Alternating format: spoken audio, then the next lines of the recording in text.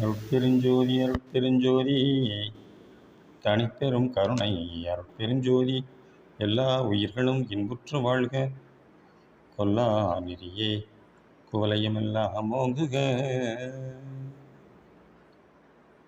திருவருட்பிரகாச வள்ளல் பெருமான் அருளி செய்த திருவருட்பாவிலே அருட்பெருஞ்சோதியாகவல் ஒரு பதிகம். அதற்கு திண்டுக்கல் சுவாமி சரவணானந்தா அவர்கள் உரை விளக்கம் எழுதி வெளியிட்டிருந்தார்கள்.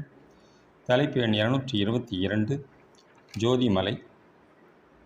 உபதலைப்பு எண் 2 அருட்பெருஞ்சோதியாக வல்வரிகள் 1383 1384.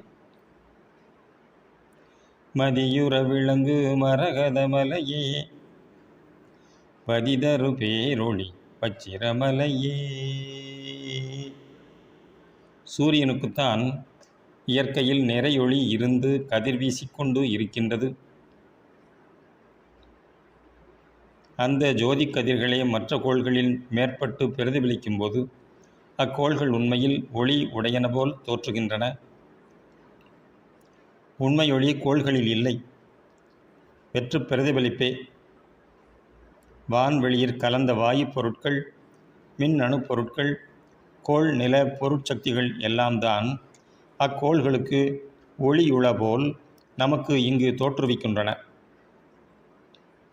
நிலவு கோளத்திலும் புதனிலும் பட்டு பிரதிபலிக்கின்ற ஜோதி மரகத மலை மீதுண்டான ஒளி போல் சந்திரிகை விளங்குகின்றதாம். இந்த மதியொளியில் தன்னமுத சக்தி உண்டாகி நம் தாவர பொருள்களுக்கு பசுமை வளம் தருகின்றது, கனிகட்கு சுவையூட்டுகின்றது. மனித மதியில் உடலில் விளக்கமும் ஆற்றலும் வளரவும் தேயவும் செய்கின்றதாம். நம் ஜோதிமலையே இப்படி மரகத மதி ஜோதி சக்தியை நம்முள் விளங்கச் செய்கின்றதாம். வச்சிரம் அல்லது வைரம் அதிக வன்மையும் வெள்ளொளிர் கதிர்வீச்சும் பெற்று விளங்குவது. இவ்வொளிநிலை சுக்கிர கிரகத்தில் பிரதிபலிப்பாய் தோன்றி விளங்குவது. இது மனிதனில் சுக்கில சக்தியாய் விளங்கி உடல் வன்மைக்கும் வள வாழ்வுக்கும்